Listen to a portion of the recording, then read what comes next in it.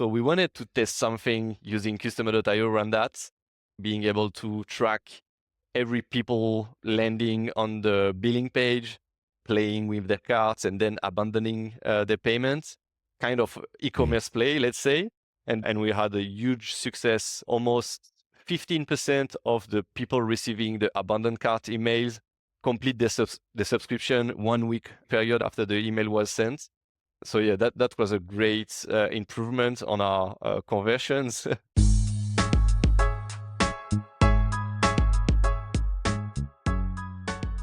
What's up, everyone? Today we have the pleasure of sitting down with Benoit Leggieri, Head of Growth at Livestorm. Benoit started his career at a B2B comms agency before joining Hub Institute, Paris's top think tank, as a growth marketer. He later joined an event software startup as a product marketing manager, and he was also a part-time trainer at a digital marketing school in Paris. And in 2020, he joined Livestorm, the top video engagement software, as a growth manager to work on conversion rate optimization. And after only a year, he was promoted to growth lead and later head of growth, where he leads a team of 3 growth managers. Benoit, thanks so much for your time today. Really pumped to chat. Thanks a lot, Phil. Thanks for having me. And yeah, nice to meet you. Yeah, likewise. We got quite a bit of distance between the two of us, myself in Canada, yourself recording from Paris. And I've started this sort of interview with recent guests by just unpacking some of the things in their Martech stack. And some of the stuff I can kind of guess by looking at builtwith.com and looking at some of the JavaScript snippets on your site. But you've actually shared some cool tools on some of the posts on LinkedIn, saw SEMrush, Clay, and Piloter. You got ChatGPT stuff with Airtable, using both Customerio and HubSpot. What else can you share, Benoit? Really curious to have you unpack your Martech stack. Yeah, that's a great question to start with. I think the stack at Livestorm is really dense. We have many tools used for acquisition, then on the website for conversions, and then for all the user journey from the usage on the product, and then from retention. I'd start with tools we use on a website, mostly for analytics, doing analysis on our conversion rates. So we use Amplitude for that. We also use a great tool that is called Mutiny. We use that for website personalization. That's a great way to personalize the experience for our visitors, since our own product can be used by many industries. And I'd say all B2B businesses around the world. I think being able to personalize the message, doing so, like displaying some social proofs on the website, depending on an industry, a personas, is a great way to do it. And yeah, Mutiny helped us doing that for tracking all those conversions on the website and on the product. We use Segment as a CDP, and then all the data that is cached on this platform, we distribute it on our email software, in-app message software, and all the CRM and other stuff. About in-app, I wanted to give a shout out to one tool I really like to use is Refiner. We use it mostly for voice of customer use case when we want to gather and collect feedback from our own users. Can be NPS survey, but also specific survey around a feature, a new beta that is available on the product, but also other CSAT questionnaire or survey. So yeah, Refiner is a great one. Is directly integrated with Segment, and we use it to trigger email workflows, email follow-ups, and better qualify our users, let's say. Very cool. Refiner. So kind of in-app surveys, but a bunch of other stuff, also collecting voice of the customer and being able to do some cool stuff with that. I know there's a lot of social proof things that you're doing on the site, combining that with Mutiny, like you said. I had a short stint, not a short stint, but I had a stint at a company called Clipfolio early in my career, and we're very much a vertical product like Livestorm. We had all of these different personas, different teams that could use us. And so I'm sure there's some topics we can chat about segmentation and personalization there. But I wanted to ask you about, like, in all these tools in your Martech stack, like, what would you say is the orchestrator of that tool? I don't know if you had a chance to check out Scott Brinker. We talk about him on the show pretty often. We had him on last year also, kind of a fanboy moment for us on the show. But in his report, there's one question that he pulled a lot of folks that were part of the survey, and he was asking them, like, what would you say is the center of your MarTech stack, kind of the orchestrator? And the most popular answer was actually the CRM and the marketing automation platform coming second, and third was a CDP. There's kind of less and less clear delineation between like all of these categories nowadays. But what would you say is kind of at the center of the orchestrator of the Livestorm stack? Yeah, that's a great one, and I've seen the Martech report and the last updates from this year. I'd start with the tool that we've been using for now, like 7 years now, which is the marketing automation one. We've started as a small team, mostly self-serve business and only self-serve business. And the main orchestrator was marketing automation and definitely Customer.io. I think we've built the growth motion at Livestorm using Customer.io Hmm. because the tool allowed us to distribute specific messages, but also being able to track the buyer journey using the different campaigns we've sent, and also to catch other point of data that weren't in the marketing automation tool. It's directly integrated with segments. So yeah, having a strong product tracking in place, Customer.io allowed us at the beginning to scale the conversions and the customer portfolio. During this year, Customer.io stay as a strong place in the stack. And then the more we've created data, the more we've added tools in the stack. I feel like the data warehouse and the CDP became the orchestrator as Mm. we became a lot more bigger company. But yeah, me personally, the orchestrator still is Customer.io for that. Very cool. Yeah, I have a similar perspective there. Like for me, the orchestrator is always going to be the marketing automation platform, like especially from the marketer's point of view. I think the data warehouse and the source of truth, or the CDP, at my current startup, we use the composable data architecture. So we've got census, reverse ETLing data from our warehouse, and pushing that everywhere. And it's a big part of the solution, obviously, but everything ends up in your marketing automation platform. And that's how you like personalize those experiences and the multi-channel components there also. So yeah, cool shout out for Customerio. They're sponsors of the show. Would love to maybe just unpack a little bit, like what you love most about the platform. Um, yeah, maybe walk us through like some of your favorite features that come to mind when someone is just like, "Why are you using Customerio? Like, what do you love about it?" Yeah, and that's a tough call. But I'd go with, yeah, maybe three main points. The first one is definitely the data integration possibilities Hmm. using Customer.io. We use Segment as a CDP, and this allows us to map all our user attributes and then being able to personalize every messages thanks to those events and attributes, trigger specific campaigns at the right time for the right users. And then, yeah, obviously, the UX and the UI of the tool is cool. I mean, I've onboarded many teammates on my team and in the company, and it's been, yeah, really smooth to onboard them on the platform and use the visual workflow, either to build campaigns and also to edit the campaigns or the emails. maybe one last we use often is the segment builder. I know that creating lists of recipients is a mess in many tools, and I really like the way Customer.io build things with tags, with naming convention, and then being able to know which one are used and not used by the team. So easier for the cleaning and the overall management of your users and your recipients.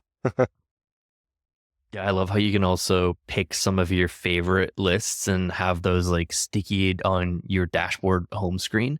Like I recently started using Customerio again for the podcast newsletter, and obviously like our main list is just like newsletter subscribers. But I have that like sticky on my dashboard, and when I open it every day, I can see it kind of go up every day, and you can like change the date range and just like little things like that. And I feel like their dashboard is really cool. But yeah, the workflow builder definitely is a breath of fresh air. I actually started using Customerio back in the day when I joined Close, and I was coming from a world of Marketo. So I was like, not to shit on Marketo, because we have a lot of like technical marketing operations folks that come on the show that are like hardcore Marketo users, and they built like a breadth of experience and their career on the back of Marketo. And I think that's totally fine. But like they got acquired by Adobe, and the visual UI, comparing that to like some of these upcoming tools like Customer.io is just like so different, especially when you're onboarding new team members, like you said. But yeah, tons of stuff on the workflow side. Maybe last question on Customer.io. What are some of the coolest workflows that you've created with your team, or like anyone that kind of any workflows that jump to mind that you guys built? Yeah, I've shared on LinkedIn how we've created all our user onboarding workflow, and then down the funnel that led to promoters workflow and retention workflows. I feel like this year we've focused on revenue workflows, and maybe I can share a few initiatives around that. We had really cool hypothesis around people struggling to complete their subscription on Livestorm, or people not paying us, like having payment due or pending invoices. So we wanted to test something using Customer.io around that. So yeah, we've made that available on Customer.io.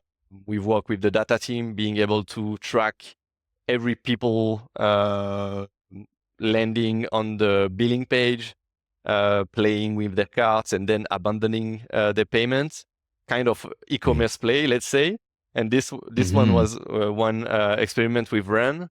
And another one was more around like the payment due issue, kind of a dunning campaigns that you can find on your billing platform.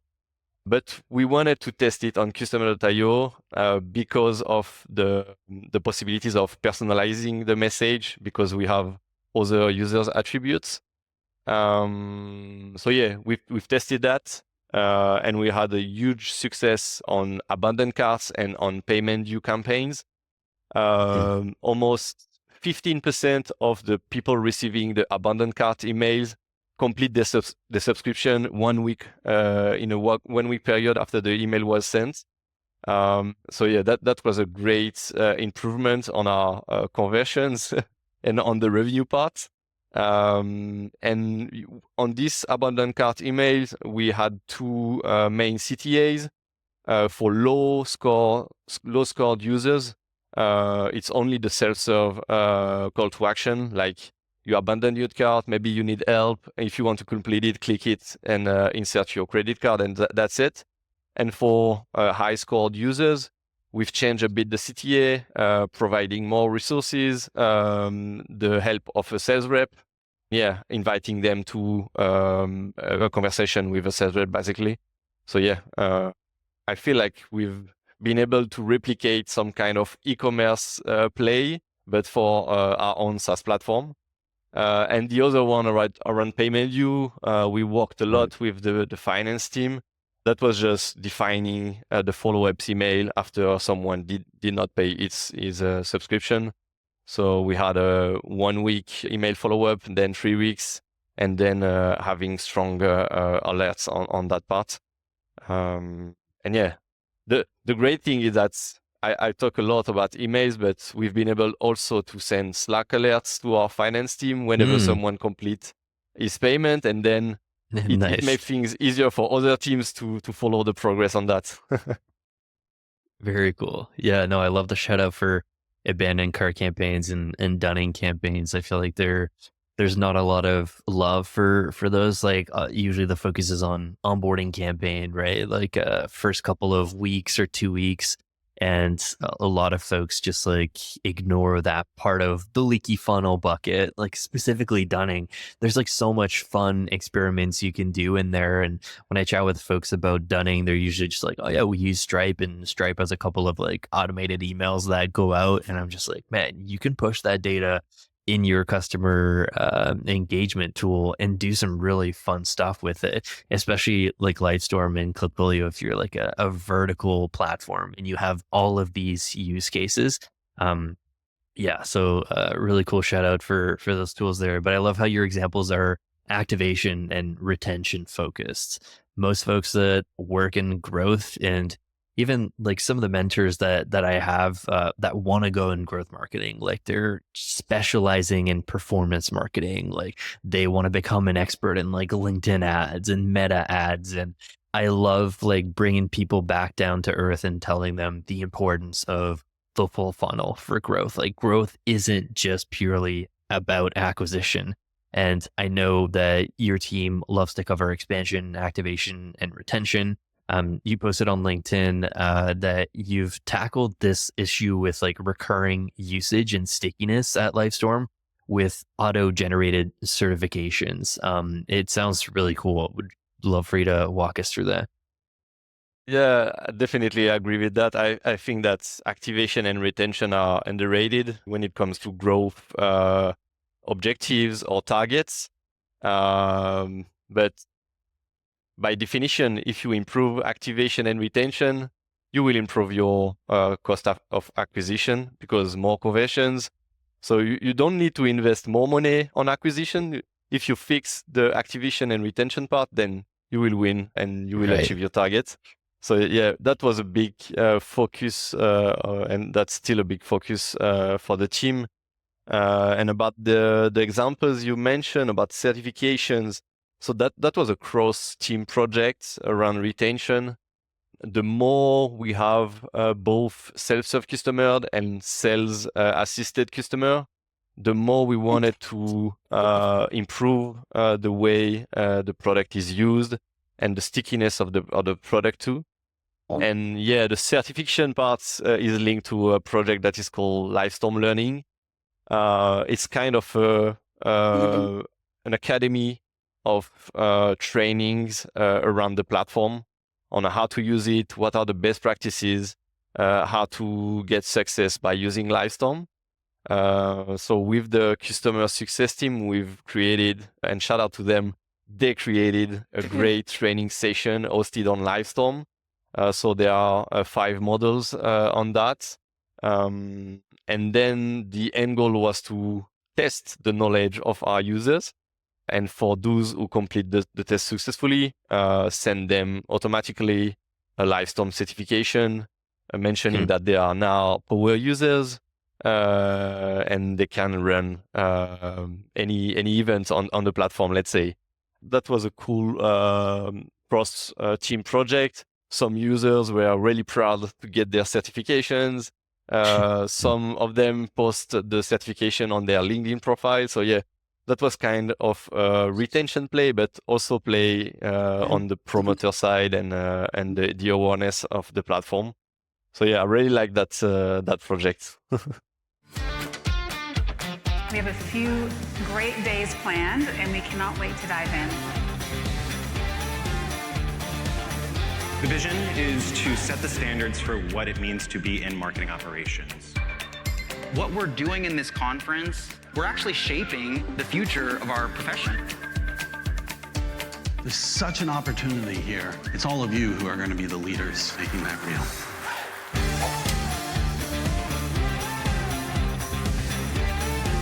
What we need to do is focus on data analysis, research.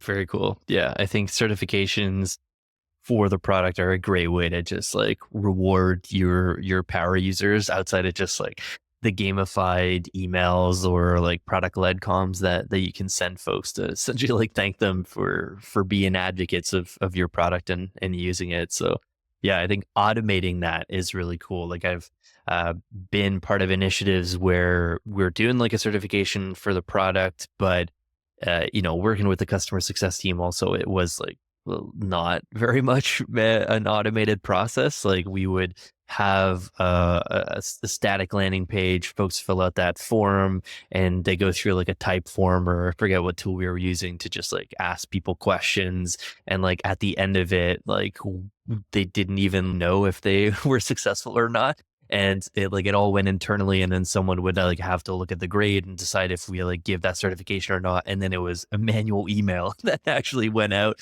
and someone manually in PowerPoint was like designing the certificate and putting the name on there. Like would love for you to like unpack how you were able to automate some of the pieces of that, like maybe a portion of it, if you will. Yeah, sure. That was a great challenge from my CEO on. We will have hundreds of users certified. We don't want to send them a manual certification. Automate that, please. Right. And yeah, we need to trigger the certification workflow. What we needed is to get the average score of the user following the training sessions. So having the training sessions hosted on Livestorm allowed us to send automatically the test to fill in after the session ended. Then the tests are hosted on Typeform. We use Typeform for that part, and it works pretty well. And then we sync the scores into a database, and when the 5 tests are completed, compute the scores, see the average score, and then if the score match the average or the medium level, then we can send the certifications. The cool part of this project is that the certification is only a Google Slide templates with variables. We input the first name, last name, and the dates of the test, and then that's it. We can host it on our platform and send the confirmation email to the users. I've designed a workflow on the LinkedIn post if you want to share it on the podcast notes. And yeah, happy to discuss more about that if needed. Yeah, very cool. I'll take those screen grabs and add it to the blog post version of this. I leverage some cool prompts, and I go like question by question, and I turn it into like some of the blog posts are like past 5,000 words. I don't know if a lot of folks actually read it, but I've had some comments from newsletter subscribers that are just like, yeah, sometimes I don't have an hour to listen to the episode, and like it's not really topics that I love, but like in your email there was one section that you talk about automating certifications, and I was like, shit, I'm actually going through that right now. And so I just click on that part of it, and I'm reading the GPT like summary from it. And so like we'll put some images there to add some color to that, because yeah, I think what you guys built is really cool. Awesome. The other one I wanted to ask you, you also posted about this on LinkedIn. You're calling this account sourcing via Lookalike customers, and it piqued my interest. So the walkthrough that you posted, and we can share that one in the blog post also, but it's essentially how to use new customers that are signing up for Livestorm to trigger a lookalike list to source new accounts to support outbound efforts, right? Using a mix of like SEMrush, Clay, OpenAI, all kind of connected via APIs and a custom object in your database. Sounds super complicated, but in your workflow, like it was nice and clean, and it looked easier than it probably was to set up. Would love for you to unpack that. Yeah, definitely. Maybe one part about the context. Livestorm has always been an inbound first business, and the company grew thanks to outbound and demand. But moving up market, we've built a sales team, and now we are doing outbound, and we need to kind of create some selection of accounts. We have an idea of our total addressable market, but inside this market, we have ICPs, and we need to source new accounts matching ICP. And one way to do that, so we have many ways to source new accounts, but the way we use our own customer base to do that is that whenever we have a new customer taking a paid plan on the platform, then we trigger a workflow that will look at 5 lookalike companies, basically. So let's say we have a new customer, we trigger the workflow, we send the domain name to a tool that is called Piloter. And then Piloter will leverage Sales Navigator to find out which are the 5 lookalike companies. And that way, 5 by 5, we generate new accounts on our database and on our outbound database. And yeah, that's it for the big picture of how it works. We found that for some cases on the lookalike customers, some of them were already customer, and that's okay. But for some others, it's a great way for our sales team to mention existing customers, mention specific use cases, quotes. So yeah, that's a great way to create value for the sales team and basically do better outbound, I'd say. Very cool. Yeah, I want to ask you about Outbound a little bit more. I feel like we spent a lot of time on the show earlier this year and last year talking about the upcoming Google Sender guideline changes and how everyone now needs to stay under 0.3% spam threshold. This is kind of always like an unwritten rule, but now Google is really like dropping the hammer. And I've chatted with a lot of folks that reached out and were just like, my open rates dropped dramatically. Like, I don't know why, what's going on. And then we pull up their postmaster, we look at their domain reputation and their spam complaint rates. And I'm just like, this is why, and this is why your open rates are dropping. Google is penalizing people a lot harder this year. How have you kind of like put that into the outbound strategy? Are you separating the outbound emails from the sales team from their root domain? Are those folks set up on like a separate domain? Would be curious to just like get your thoughts on how you're handling outbound for email. Yeah.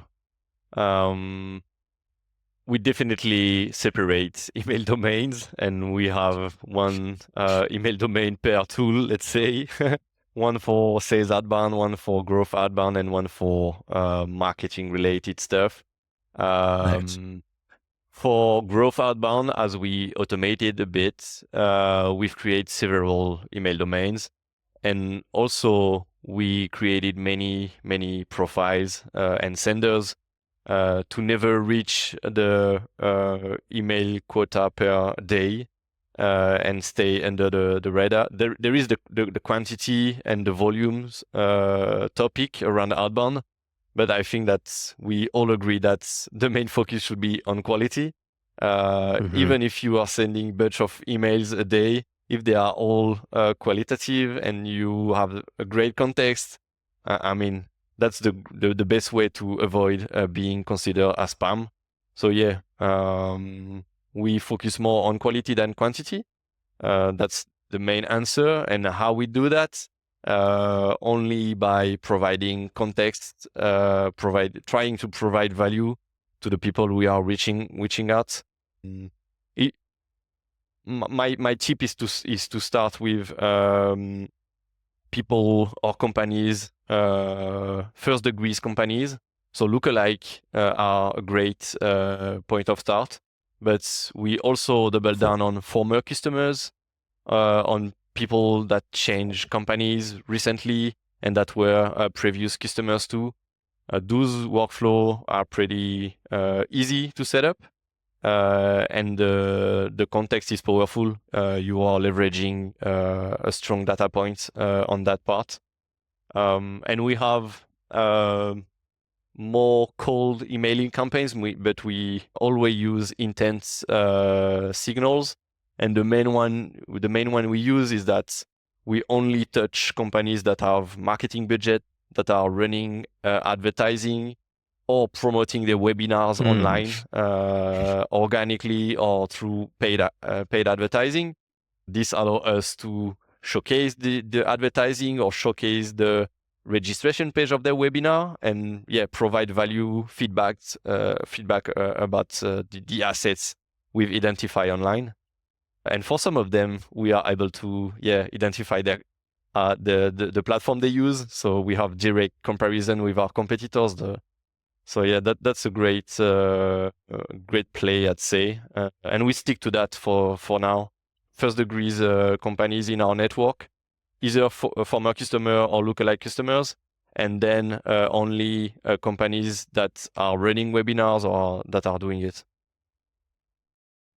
So we talked about Outbound. We talked about some activation, onboarding campaigns, also some shout outs for dunning and abandoned cart flows. Clearly you guys have a ton of stuff going on, and there's, this classic startup dilemma about, we have all of the things that we want to do, but we're a small and scrappy team. Your growth team is 4 people, including yourself. How do you think about experiments and ideas? And at Livestorm, like, how do you handle your growth backlog and building hypotheses? Would just be curious for you to unpack that. Yeah, the fact that we are a small team make things easier, I'd say.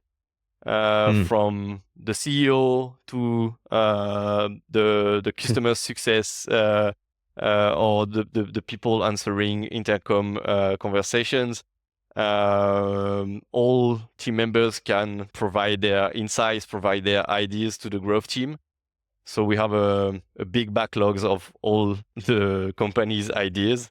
We do our best to rank them, prioritize them, looking at our main objectives, looking at the company objectives too.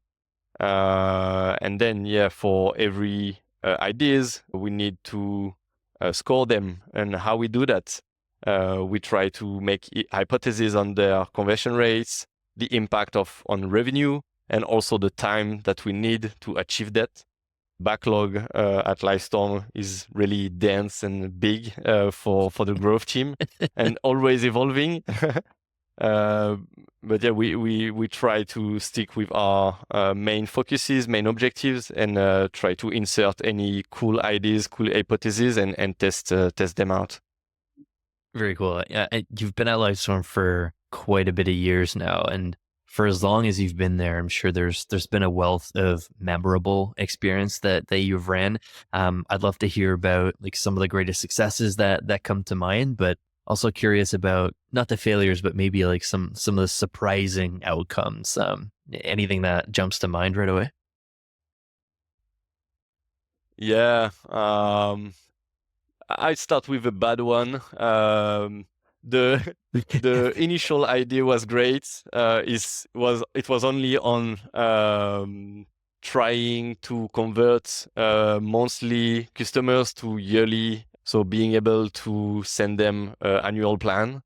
And the selections of the best monthly active users was the key on that campaign. And the first time we ran that, we were not enough strict on the list definition. So we roll out a campaign inviting monthly customers to switch to the yearly plan. And then it happened that we've woke up some sleeping bears that were still on a monthly plan, but not using the platform at all. So that when they see the offers to switch to the yearly plan, then they churn. So yeah, that was a bad one. We fixed it pretty fast, but yeah, not a cool experience on that. But now, I mean, we failed, and the campaign is well performing now. And yeah, for great experience, I think we've had a great success on website personalizations. Maybe one easy thing we've started by using Mutiny was playing with the logos we showcase on our homepage. And one hypothesis was we are a European companies. Most of our portfolio is based in Europe. We are showing European companies' logos on our homepage. But what about the US traffic? We tried to personalize logos per location, and that was really simple to do. We changed 3 or 5 logos on the homepage. And yeah, we had like 30% uplift on the sign-up conversion rates just by doing that. Damn. So yeah, we've replicated this personalization on other locations. So for the DACH region in Europe, the Nordics, so they are still running on the website now. So yeah, that was a cool one, easy one, but pretty efficient. Yeah, not super intuitive. Like I really like that idea. What about? I'm sure you guys thought of this too, like proof point personalization. Like we mentioned at the top of the episode how vertical Livestorm is in terms of how many different teams from within a company can be using the webinar platform. Have you found a way to use Mutiny plus like another third party reverse IP tool that lets you sort of guess the industry or potentially the job title of the person so that you can show social proof of someone who is in finance and doing webinars for finances versus like growth and sales or whatever? Was that one of the experiments too? Yeah. The hard part is on the messaging, to be honest. Right. Technically, yeah, we use Clearbit for the reverse IP, and it's connected with Mutiny. So this allows us to create segments based on industries, based on location, employee range, and we've also connected our CRM, so we know if there is a company already on the pipeline, and we can personalize the messaging on our website too. But yeah, I think the messaging is key, and it's the hardest part. Being able to showcase some use cases per industry. It's a tough work because for some industries, the marketing scenario and use case is great. Webinars are great for lead generation. But let's say for healthcare, they prefer doing webinar to train their customer or to create partnerships. So we need to find the good messaging and showcase the best use cases. So yeah, that's the hardest part, and we are still working on it. We are not perfect, and we are still exploring the way our user play with webinars in general.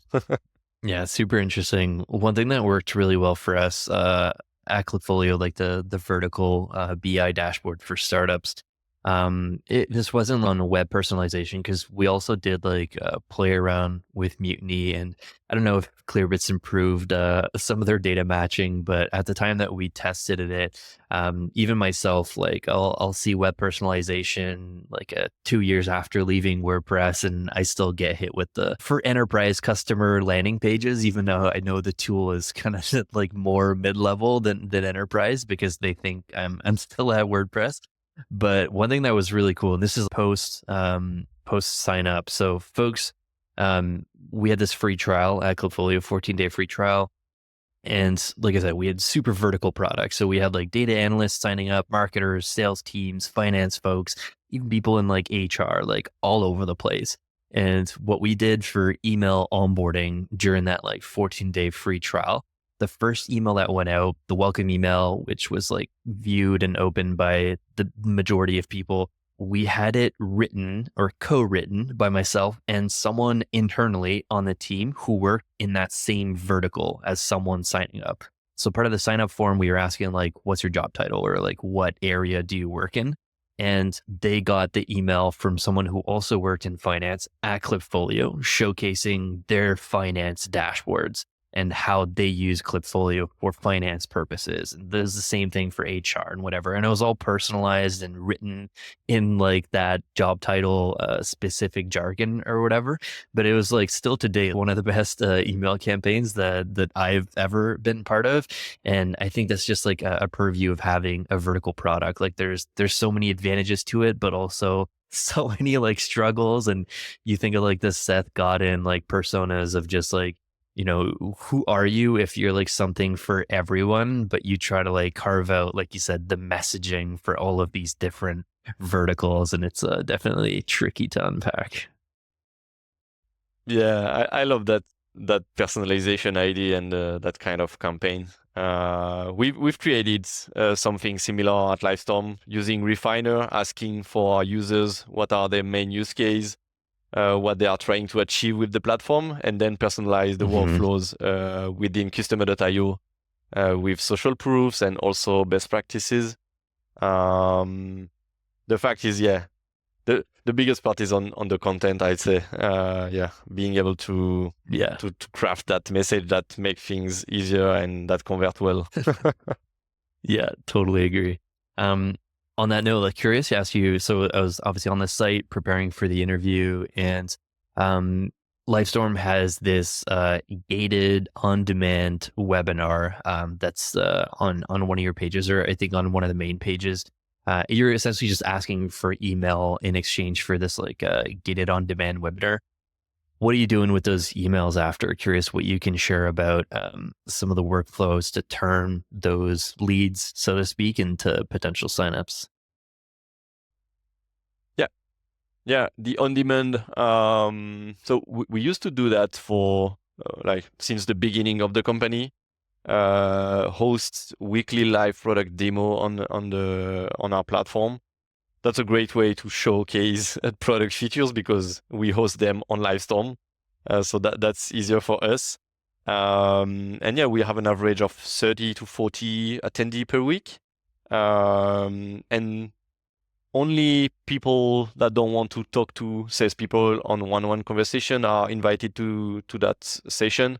So yeah, we keep the sales funnel for target accounts, one-on-one conversation, and a weekly product demo is more for the self-serve and to close customer faster on the self-serve motion. We only ask for emails, mostly because we have a lead scoring platform behind. We use MadKudu for that. And based on the email domain, they provide a bunch of information and scores of does the lead match our customer fit, and what we could do about those leads. So yeah, those leads are sent to the email marketing automation platform on our database, and then depending of the scores, we'll send them nurturing campaigns. Could be top funnel, but this one is pretty bottom funnel, the on-demand session. So we send them out mostly feature-based content, use cases, customer testimonials. Since they just seen the platform in action, we try to convince them by sending other arguments. So basically we ask for emails, we store them on our database, and then provide them some value through lead nurturing. You said that like that's been on there for quite a bit of time. Have you guys ever tested that versus like a gated webinar sign up form versus just ungating it and letting people access a pre-recorded version of a webinar, and maybe just like having 3 versions based on like some of the most popular ICPs? I know it's like not always the easiest thing to test, like gate versus ungate. When I was at Close, one thing that we did was we just did like a geo test, and we ran it for like 3 months. We had this gated webinar. We didn't even call it a webinar. It was like a gated demo, like gated walkthrough. So people, like half the people coming in from specific states in the US would only see the gated version. they had to give us their email. And then just like you, we had nurturing flows in there. I forget what the conversion rate percentage was on that, but we tested a similar set of audience size for different states, and people were seeing an on-demand, or sorry, like not on-demand, pre-recorded version of a demo, way less personalized, not interactive. People can't like ask questions, and you, I guess, like for you guys, you can't demonstrate the value of the product as much. But for us, we actually saw a lift in the number of people that end up converting by just ungating it and just like looking at the total signups from those specific regions. Not a super statistically significant experiment there, but is that the reason you guys are just like opting for that to be on demand, is because at the same time you're showcasing the value of the webinar platform by having people sign up for it? Yeah, definitely. And also when someone log into Livestorm room and events, they can play with different features, answer polls, ask questions. So I think that the gated experience is more efficient for us to showcase the value of the product. We've tested to display and provide ungated version. That was a shorter one, more around how to use it or how to use it when you are a free user. But yeah, for in-depth demonstrations of complex features or paid features, it works better having a gated experience. I think enough, less makes leads, sense. but yeah, better experience. Yeah, definitely. Cool, Benoit, this has been a super fun conversation. There's some really cool topics that we could probably keep unpacking, but I got one last question for you. You're a head of growth, a mentor, you're a father of 3. You said you're a huge soccer fan and Italian football tifoso. Well, one question we ask everyone on the show, like I said, is how do you remain happy and successful in your career? And how do you find balance between all the things you're working on while staying happy? Happiness. Yeah. I talk a bit about football and soccer first. I think that I really enjoyed playing soccer during 15 years before having kids. And one thing is, like, I was really happy playing sports and soccer. And I think that if I can do a comparison with my professional career, what made me happy playing soccer was to be surrounded by teammates playing for each other towards a same objective. Also having the confidence of and the support of the coach. Basically, I think that it's something important for me, being in touch with my manager, my CEO, being challenged about my performance, and trying, like, it makes me more humble, I'd say, and learn a lot about how I can improve. And having the family on the sideline supporting me with the kids all the year, makes things easier. And that's why having a great balance of being challenged, still learning on your career, and having happiness at home is great. Very cool. Love the analogy there. I was when we were talking about this before we press record, I was like, I know you're in Europe, and I was like, isn't it like football in Europe and not soccer? Yeah, we talk about football, but for you guys, it's soccer. Yeah, fair enough. Appreciate the translation there. For folks that didn't catch on, Benoit and I both speak French as our first language. So we said we would finish off with a little une petite note en français. Anything you want to plug for the audience, Benoit? I know, a lot of folks listening have used a webinar tool. They probably have a lot of folks in their company asking like, hey, we want to do this webinar. What platform should we be using? Plug Livestorm for a bit. Yeah. So if you want a platform easy to use that help you guys generate great leads, great conversation, great engagement, use Livestorm. You'd be able to send out any data, any engagements, information into your marketing automation platform, into your CRM, and then you will be able to create better relationship with your audience using Livestorm. Awesome. Appreciate the plug, Benoit. Thanks so much for your time. This is super fun. Thanks a lot, Phil.